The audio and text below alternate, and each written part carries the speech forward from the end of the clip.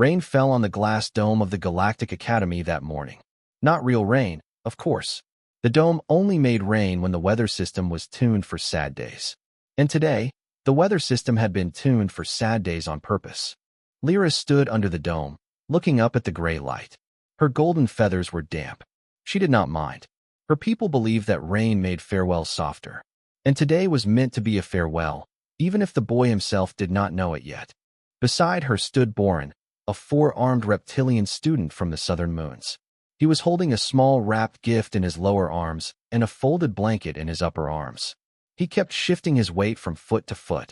He had never met a human before. He had only read about them. Next to Borin stood Mio. She was small and bright. Her skin shifted color with her feelings, and right now it was a soft, worried blue. She kept whispering to herself, going over the welcome speech she had practiced for 3 days. The three of them were the Academy's comfort committee. No one had asked them to form one. They had formed it on their own, the moment the news had spread. A human was coming. A real human. And every textbook in the galaxy said the same thing about humans. Short lives, weak bodies, sad endings. The students had decided, gently and quietly, that they would make this human's last months as warm as they could. A soft chime rang through the dome. The transport pod was landing. The pod was small and silver. It hissed as it touched the platform. Steam curled into the cold air. The door slid open. A young man stepped out. He was tall, but not too tall. His hair was brown and a little messy. He wore a simple gray hoodie and carried one bag over his shoulder. In his other hand, he held a metal cup with steam rising from it. His eyes were bright and curious, not sad at all. He looked around at the huge dome, at the floating lights, at the dozens of alien faces watching him in silence. And then he smiled. "Hi everyone," he said. "I'm Daniel. Thank you for having me." Lyra made a small sound. She had not meant to. It was almost a sob. Borin's forearms tightened around the blanket. Mio's skin turned pale pink and then back to blue. The boy did not seem to notice. He walked forward, set down his bag, and offered his hand to the headmaster, who was waiting at the front of the platform. The headmaster, an old being with deep silver eyes, took the hand carefully, as if he were holding glass. "Welcome, young one," the headmaster said softly. "We have prepared a quiet room for you. You may rest as long as you wish. Your studies can wait." Daniel blinked. "Oh, thank you, sir. But I'd actually like to start tomorrow if that's okay. I don't want to fall behind." The headmaster looked at him for a long moment. Then he nodded slowly. "As you wish." Lyra, Borin, and Mio followed at a careful distance as the headmaster led Daniel through the long marble halls. The halls had been decorated for him. Soft cloth banners hung from the high ceilings. Calming scents drifted from small bowls along the walls. Students peeked from doorways and whispered behind their hands. Daniel walked through it all with quiet wonder. He looked up at the banners. He sniffed the air and said it smelled nice. He waved at a small group of younger students who stared at him with wide eyes. When they reached his room, the headmaster opened the door and stepped aside. The room had been prepared with great care. A soft bed with 3 layers of blankets. A small box of treats from many worlds. A window that looked out over the night flower garden. And, in the corner, a small low table with a single candle on it. The memorial corner. The place where he could sit and think about endings. Daniel walked in, set down his bag, and looked around. He smiled. "This is really nice," he said. "Thank you so much." The headmaster bowed his head. "If you need anything at all." "Actually," Daniel said, looking around again. "Is there a desk I could use? I have some reading to catch up on." Silence. Borin froze in the hallway. Mio glowed pale yellow in confusion. Lyra opened her beak slightly and closed it again. The headmaster blinked his silver eyes. "A desk? Yeah, just a flat surface is fine. I've got chapter 3 to finish before tomorrow." "Of course," the headmaster said slowly. "Of course. We will bring one shortly." He left the room. The 3 students stood in the hallway, staring at each other. That night, very late, Lyra, Borin, and Mio sat on the floor outside Daniel's door. They did not speak. They only listened. Through the thin wall, they could hear the soft sound of pages turning. A small cough. The clink of a metal cup being set down. And then, very quietly, the human's voice, talking to himself. "Okay, so if pressure goes up, then volume goes down. Got it. Next problem." Mio looked up. Her skin glowed a slow, puzzled gold. "He is not preparing to die," she whispered. Lyra leaned her head against the wall and listened to the soft scratch of a pen on paper. "No," she said quietly. "He is preparing for class." Outside the dome, the rain kept falling. But somehow, none of them felt sad anymore. They felt something else. Something they did not yet have a word for. The first bell of the academy was a long, deep tone that came from a giant brass disc hanging in the central tower. It rolled out across the dome at exactly 7 in the morning, and every student in every dorm rolled over in bed and groaned. Every student except one. Daniel had been awake since 5. He had unpacked his bag, made his bed, washed his face in the strange round sink, and figured out how the food machine worked. He had picked something that looked like toast and something that tasted a little like jam. He had eaten it slowly while reading chapter 4 of his physics book. By the time the first bell rang, he was already walking down the empty hallway with his notebook under one arm and his metal cup of tea in the other hand. The classroom for advanced galactic sciences was on the 3rd floor. The door was heavy and silver. Daniel pushed it open and stepped inside. The lights were dim. The seats were empty. The professor, a tall crystal-shaped being named Vorinth, was standing at the front, slowly arranging glowing data sheets on his desk. He turned when he heard the door. All 4 of his eyes blinked at once. "You are early," Vorinth said. His voice was deep and made the air hum. "Yes, sir," Daniel said. "I hope that's okay. I just didn't want to be late on my first day." Vorinth stared at him for a long moment. In all his years of teaching, no student had ever arrived early. Not once. The data sheet trembled slightly in his crystal hand. "It is fine," he said. "Please, take any seat." Daniel sat in the front row. He opened his notebook. He clicked his pen, and he waited. One by one, other students came in. They stared at Daniel as they walked past. Some whispered. One small green student forgot to sit down and had to be guided to her chair by a friend.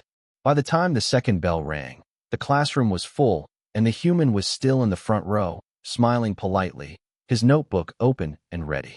Vorinth cleared his throat. He began the lecture. He spoke about wave forms in dense gas clouds, about how light bent through certain types of matter. The other students slumped. The topic was hard. Many of them had failed it last term. Daniel wrote everything down. Twice. He underlined the parts he did not understand. He drew small arrows in the margins. When the lecture ended, Vorinth gave the homework. A reading. 12 pages, dense and full of equations. The class groaned softly. Daniel wrote it down on his notebook. Then he wrote it again on a small sticky note. He stuck the sticky note to his metal cup. After class, while the other students rushed out, Daniel walked up to the front. He waited until Vorinth had finished putting away his data sheets. Then he raised his hand a little, like a child in a small school. "Sir, is there any extra reading you'd recommend? I want to make sure I really understand the foundation chapters." Vorinth did not answer for a full minute. He just looked at Daniel. Finally, he said, very slowly, "There is a book. In the deep library. The 3rd floor. It is old. It may be too difficult." "That's okay," Daniel said. "I'll try." He thanked the professor and walked out. Vorinth stood there for a long time after he left. By lunch, the news had spread to every corner of the academy.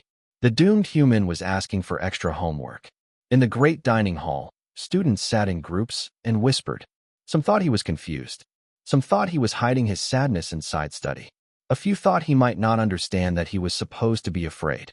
Lyra, Borin, and Mio found Daniel at a small corner table. He was eating a sandwich he had made himself with bread he had brought from the food machine and some kind of soft cheese he had figured out how to slice. He was reading while he ate. He looked up when they sat down and gave them a warm smile. "Hey, sit. The cheese here is amazing. Have you tried it?" Borin slowly lowered himself onto the bench. Mio sat beside him, her skin a soft, careful pink. Lyra folded her wings and tilted her head. "Daniel," Borin said gently, "may I ask you something?" "Sure. Are you not afraid?" Daniel set down his sandwich. He thought about it. He took a sip of his tea. He thought some more. Then he answered, slowly and honestly. "Afraid of what?" "Of your time," Borin said. "Of being far from home. Of what comes next." Daniel was quiet for a moment. Then he smiled, a little softer this time. "Where I come from," he said, "we don't really know how long we get. Nobody does. So we try to make the most of it. We go to school. We make friends. We learn things. We help people if we can. If I spent all my time worrying about endings, I'd miss all the middle parts. And the middle parts are the best. Mio glowed a soft, warm pink. She did not know why her chest felt tight. Lyra looked down at her hands. She had been preparing a small song. A song of farewell. Her people sang it for friends who were leaving. She had practiced it for a week. Now, suddenly, it seemed wrong. It seemed silly. Daniel was not leaving. Daniel had just arrived. That evening, Boren went to the dorm hall. He found the memorial corner in Daniel's room. The small low table. The single candle. He picked them up quietly and carried them away. He did not say anything about it. He just put them in storage. And then he went to find the human, who was already in the library, hunched over a stack of borrowed books, his notebook open, his pen moving steadily across the page. The exam hall had not been opened in a month. Its tall doors creaked when the cleaning crew finally pushed them apart that morning. Dust drifted down from the rafters in slow, lazy clouds. The benches inside were old wood, polished smooth by generations of nervous students. Above them, a giant glass ceiling let in pale blue light from the dome above. This was the room where the worst exam in the academy was held. The midterm test of comparative galactic ethics. Professor Yulin stood at the front, her arms folded behind her back. She was a tall, stern matriarch from the High Cliff people, her gray robes falling in straight lines to the floor. She had taught this class for 40 years. She had failed more than half her students every single term. She was famous for it. Some said proudly. Some said cruelly. Yulin herself simply said, "I do not lower my standards for comfort." The students filed in slowly. They sat with stiff shoulders. Some had stayed up all night studying. Some had cried. Some had simply given up days ago and were here only because attendance was required. Daniel walked in calmly. He sat in his usual spot, third row, on the left. He set down his notebook. He took a slow sip of his tea. He set the cup on the floor by his foot. He picked up his pen. Yulin handed out the test. 70 questions. Multi-layered. Each one designed to twist and turn and trap the student into showing whether they actually understood or were just repeating words from a book. The hall went silent. Daniel read the first question. He thought for a moment. He began to write. For 3 hours, nothing could be heard except the soft scratching of pens and the occasional sigh of a student who knew they were lost. Yulin walked slowly between the rows, her hands behind her back, her eyes sharp. She paused once behind Daniel. She watched him write for a long moment. Her brow furrowed slightly. Then she moved on. When the bell rang, every student dropped their pen at once. 3 days later, the results were posted. The whole academy gathered in the central hall to see. The list always went up on the big holographic board in the morning, sorted by score. Students pushed and crowded around it. Some looked away. Some looked through their fingers. Lyra pushed her way to the front, her feathers ruffled. Boren stood behind her on his back 2 legs, lifting up to see over the crowd. Mio glowed nervous blue beside them. The board flickered to life. At the top of the list, in clear glowing letters, was one name. Daniel. Score, 96%. The hall went silent. A long, deep, stunned silence. Lyra's beak fell open. Boren's 4 arms hung at his sides. Mio's skin turned through 3 different colors in a row before settling on a soft, bright gold. The second highest score was 71%. The student who held it, a tall scholarly being named Kane, was standing right next to the board. He stared at the number above his name. He stared at Daniel's number. He blinked very slowly, several times. A whisper rose through the crowd, then a wave of louder voices, then a roar. No first-year student in academy history had ever scored above 80% on Yulin's test. Not one. Not in 40 years. A small, thin student named Pell ran across the hall to find Daniel.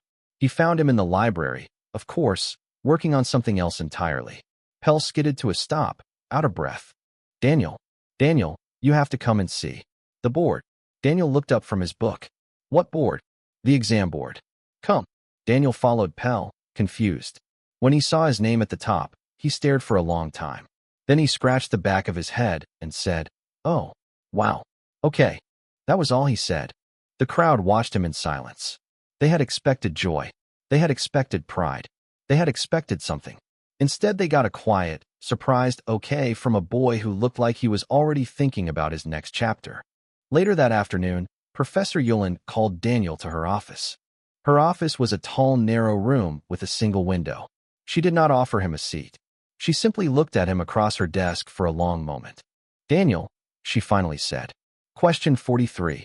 The moral dilemma. The choice between saving one life and saving many. Every student who has ever taken this test has chosen one of the two options. You did not. You wrote about a third option. Explain.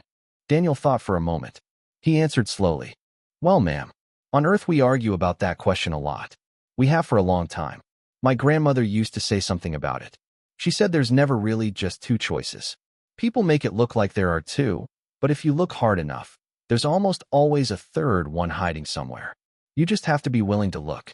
So I wrote about looking. Yulin was quiet for a long, long time. Then she said, very softly, Daniel, where I am from, we do not believe humans can reason at this level. Our books say your minds are too short, too emotional, too clouded to see past the obvious. Daniel smiled gently. There was no pride in it, just a small, honest sadness. Where I'm from, ma'am, we don't believe that either. But we're still figuring it out. We try every day. Yulin looked down at the test paper on her desk. She looked at the answer to question 43. She looked at the steady, careful handwriting of a boy who had been written off by every textbook in the galaxy. That evening, she went to the headmaster. She told him she wanted to recommend Daniel for the advanced research track. The honor offered to only one student per generation. The headmaster smiled his slow, ancient smile. I was waiting, he said, for someone to ask. The warning sirens began just after dinner. A low, slow wail that rolled through the dome and made the lights flicker once, twice, then steady again. A voice came over the speakers, calm but firm. All students. A planetary storm system is approaching. The dome shielding will be reduced to emergency levels in 20 minutes. Please return to your dormitories. Conserve heat. Stay indoors. The hall, which had been full of chattering students, went quiet. Then it exploded into motion. Trays clattered. Chairs scraped. Students hurried back to their rooms in nervous groups. Mio felt the cold first. Her people came from a warm world, and her skin shifted color faster than most when the temperature dropped. As she walked back to the dorm, her color was already pale violet. She wrapped her arms around herself and shivered. Boren walked beside her with his blanket already pulled out and held ready. His scales did not handle cold well either. He kept blinking the moisture out of his eyes as the air grew sharp. Lyra, with her thick feathers, was warmer than most. But even she felt the bite in the air. The storms here came rarely, but when they did, they came hard. By the time they reached the dorm common room, the temperature had dropped a full 10 degrees. The dome had gone darker. Outside, through the high windows, they could see the storm clouds moving. Streaks of strange green lightning flashed across the sky. The common room was full. Students huddled in groups on the wide cushions. Emergency blankets had been handed out. Someone had brought a small heating stone, but it could only warm the corner where it sat. The lights had gone dim and yellow. A few of the younger students were crying quietly.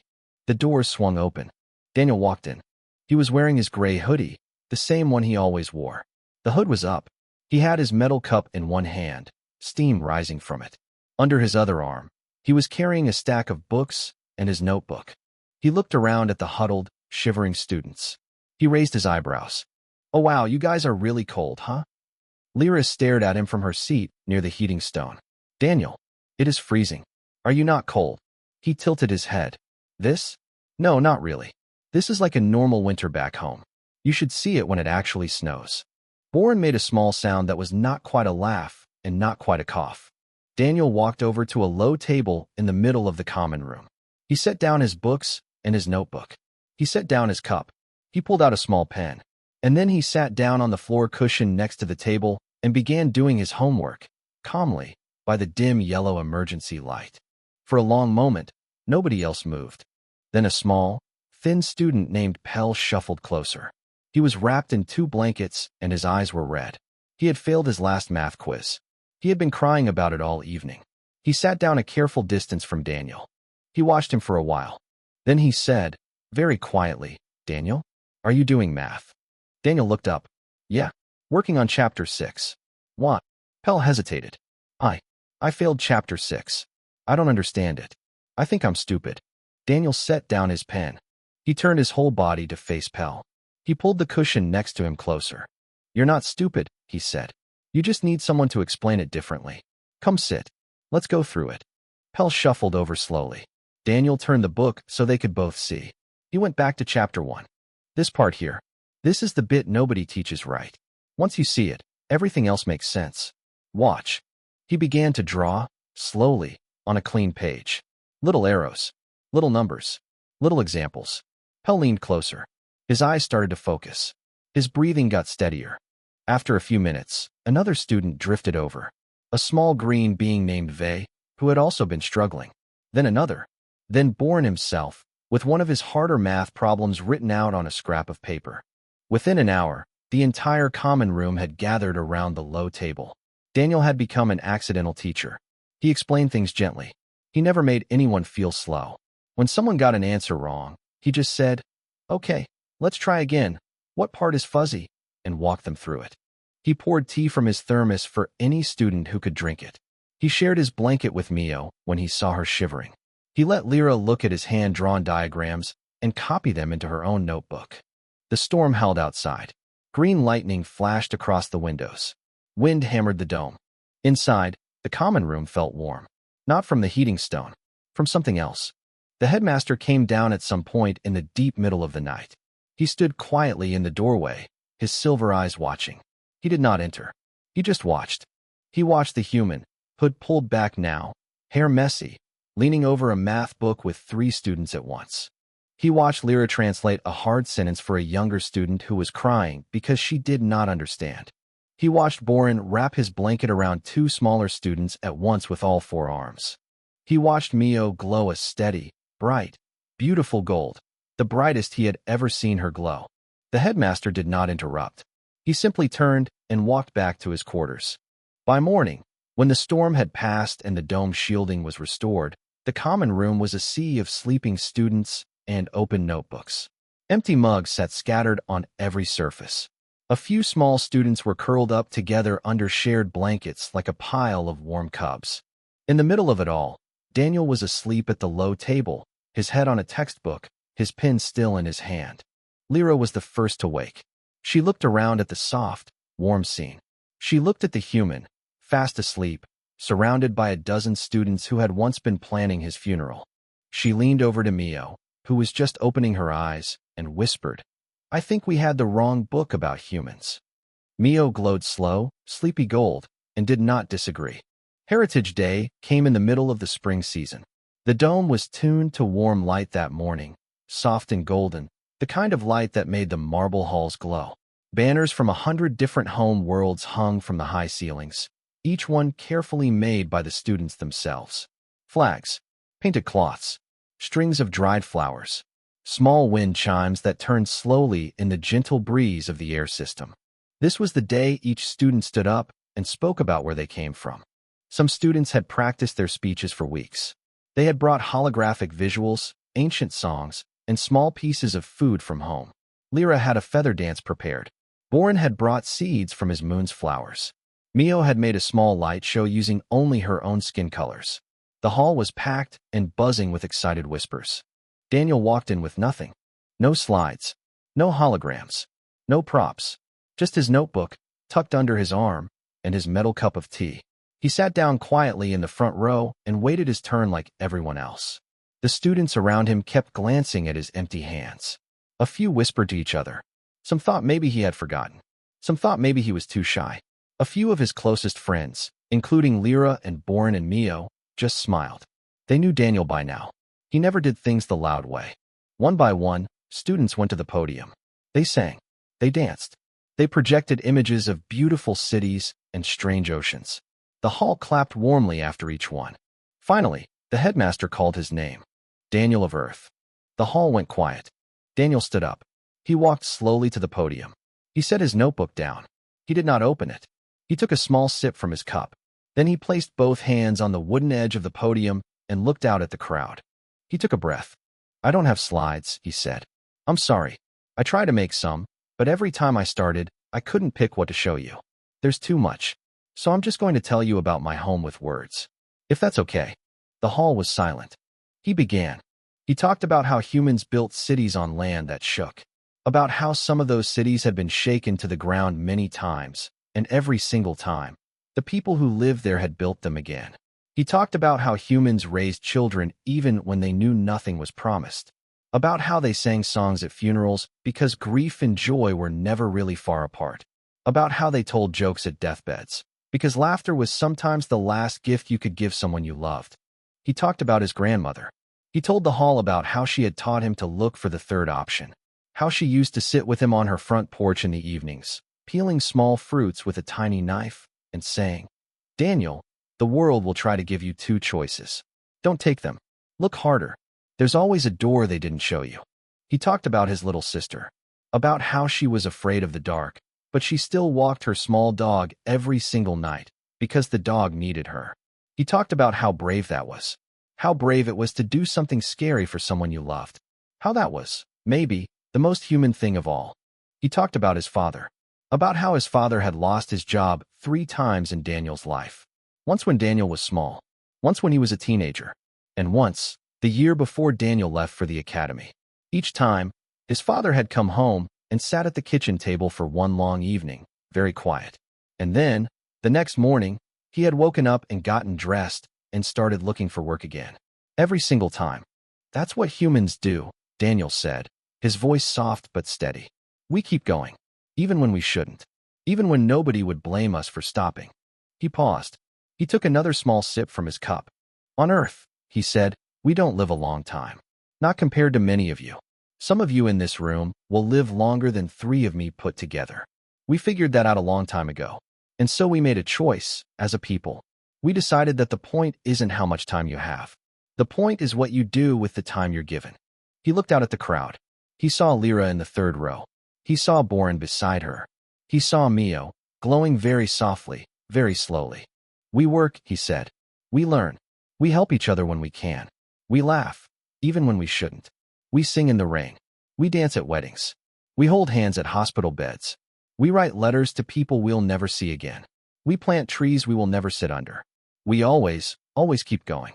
He took a breath. "That's why I came here," he said. "Not to be sad. Not to die. To learn. Because every minute I'm not learning something new, somebody back home is hoping I'm making it count. My grandma, my little sister, my dad, they sent me here, and I owe them every page I read." He stopped.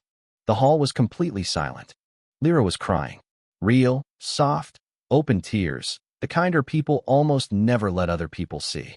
Boren had bowed all 4 of his arms low to the floor, which was the deepest sign of respect his people had. Mio glowed a slow, steady, beautiful gold, so bright that the students around her had to shield their eyes a little. In the back of the hall, Professor Yulin slowly rose to her feet. She had not stood for any other speech. She stood now, and she began, alone at first, to clap. The headmaster stood next. He clapped. Then Vorinth. Then Pell. Then Vey. Then every student in the hall. The clapping rolled and grew and became a thunder that filled the dome and made the small wind chimes spin and shake. It went on and on. It would not stop. Daniel looked flustered. He picked up his notebook. He looked like he wanted to disappear. Lyra jumped from her seat and ran to the podium. Before he could say anything, she threw her wings around him and hugged him tight. It was the first hug she had ever given anyone in her whole life. The last day of the semester arrived quietly. There was no big celebration, no final exam, no grand speeches. The academy simply slowed down, the way old places do at the end of a chapter. Students packed bags. Younger ones cried at goodbyes. Older ones traded gifts and promises to write. In a small dorm room on the 2nd floor, Daniel sat at his desk by the window. The desk had been brought in on his 2nd day, after he had asked for one. It was a simple wooden thing, a little scratched, a little uneven. He had grown to love it. Above it, taped to the wall, was a hand-drawn map of the academy. Lyra had drawn it for him during his first week, back when she still thought he was here to die. The map had little arrows pointing to the library, the science labs, the garden. There was a small note in the corner in her careful handwriting that read, "So you don't get lost, friend." He looked at the map for a long time. Then he opened his notebook to a fresh page. He clicked his pen. He started to write. He wrote a letter home. He wrote slowly, the way he wrote everything. He told his mom about Lyra, about how she had once thought he was coming to the academy to die, and how she now studied math with him every Tuesday and Friday, about how she could read 3 textbooks at once with her 2 sharp eyes, and how she laughed by puffing up her chest feathers, which was the funniest thing he had ever seen. He wrote about Boren, about how the 4-armed boy had taught him to grow night flowers, and how Boren let him take cuttings home in special little pots, about how Boren had quietly removed the funeral candle from his room on the first night, without saying a word, and how Daniel had only realized it 2 weeks later, and how he had cried a little when he understood what it meant. He wrote about Mio, about how her skin glowed soft pink when she was happy and slow blue when she was thinking, about how he had learned to read her colors better than he could read most words, about how she had asked him, one quiet afternoon in the garden, what color her glow would be if she had been born human, and how he had told her, "I think you'd just be bright, the same way you are now. People would see you coming and feel warm." He wrote about Professor Yulin, about how she had called him to her office the week before and told him, very quietly, that he had restored her faith in young scholars, that she had been ready to retire at the end of the year, that she had changed her mind because of him. He wrote about Vorinth, about how the tall crystal teacher now let him stay late in the lab on weekends, and how Vorinth had given him a small piece of his own crystal shoulder as a gift, which was apparently the highest honor his people could give. He wrote about Pell, about how Pell had passed his math exam this term, with a smile on his face, and about how Pell had thanked him every single day for a week afterward. Daniel paused. He looked out the window. The night flower garden was just beginning to glow in the evening light. Boren had planted a new row along the path. Daniel could see the small lights from his window. He went back to writing. "Mom," he wrote, "they thought I was coming here to die. I think they thought all humans were sad and breaking. The textbooks here say so. The teachers used to look at me like I was made of paper. They had a memorial corner in my room when I arrived. Did I tell you about that? They had picked out where to put my candle." He smiled a little to himself. "I wish you could see it now. I wish you could see Lyra teaching the younger students how to fly properly, because she remembered how scared she used to be. I wish you could see Boren laughing with all 4 arms in the air. I wish you could see Mio glowing gold instead of blue. I wish you could see how the headmaster looks at me now." He paused. His pen rested on the page. "I didn't do anything special, Mom. I just kept doing my homework. That's all I did. I just kept showing up to class. I asked questions when I didn't understand. I helped people when I could. I didn't lie about being from a short-lived people. I just kept living. And somehow, slowly, they started seeing us differently, not as something fragile, just as people who don't give up." He took a slow breath. "Tell Grandma I found the third option. Every time." He paused, then added one last line. "I love you. I'll be home soon. I'll bring my friends, if you'll have them." He set down his pen. Outside the window, there was a soft tap. Daniel looked up. Lyra was perched on the balcony. Her feathers were freshly preened, a little nervous looking. In her wing hand, she was holding a small wrapped package. Behind her on the balcony stood Boren, holding a small potted cutting of his night flowers. Beside him stood Mio, glowing a steady, warm, beautiful gold. Daniel laughed. He stood up. He opened the balcony door. Lyra handed him the package. It was a notebook, handmade. The cover was dark blue leather with his name embroidered on the front in 3 languages. His name in human letters. His name in Lyra's flowing script. His name in Mio's color symbols. He turned it over carefully in his hands. He could not speak for a moment. "For your next semester," Lyra said softly, "so you do not run out of pages." Boren held out the small flower pot. "For your mother, so she can see what we grow here." Mio just glowed. Daniel looked at them for a long, long moment. Then he smiled. The same smile he had given them on the first day, when he had stepped off the transport pod with his bag and his thermos and his bright, curious eyes. "Thank you," he said. "Thank you for everything." From a high window above, the headmaster watched the 4 students step down into the night flower garden together. He could see them clearly in the soft glow. Daniel laughing at something Boren said. Mio's small bright shoulder under Daniel's arm. Lyra's wing draped gently across his back. Beside him, Professor Yulin said quietly, "We were so certain we knew what humans were." The headmaster's old silver eyes did not leave the 4 figures below. "We knew what their textbooks said," he replied. "We did not know what they actually are." Yulin nodded slowly. "And what are they, then?" The headmaster watched Daniel pour tea for his three friends from his old metal cup, sitting on a stone bench under the glowing night flowers. "They are the ones," he said softly, "who keep showing up.